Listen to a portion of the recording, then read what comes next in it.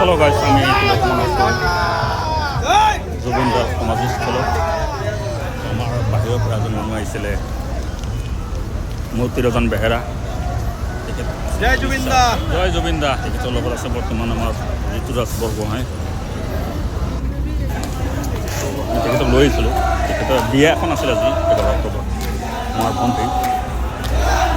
তাকেই তেখেতক লৈ আহিলোঁ জুবিন দাক চাবলৈ জুবিনদাৰ সমাধিস্থলত। কিনো ক'ম, আমিতো সেইটো বিচৰা নাছিলোঁ কিন্তু জুবিন দা অমৰ হৈ থাকক গোটেই জীৱন। আপোনালোকে চাওক, এটা বস্তু চাওকচোন,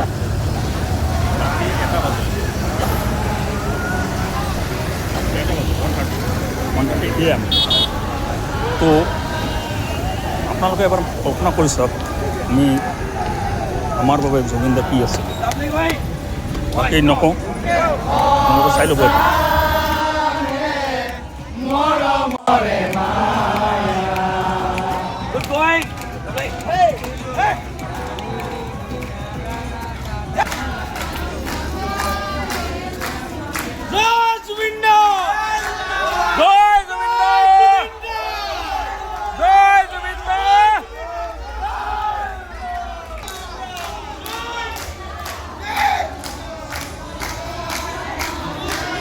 নিশা 1টা বাজিল, তথাপি চাওক মানুহৰ উৎসাহ। তেতিয়াহ'লে চাওক, আপুনি ভাবি চাওক এবাৰ মনতে যে জুবিন দা আমাৰ কি আছিল।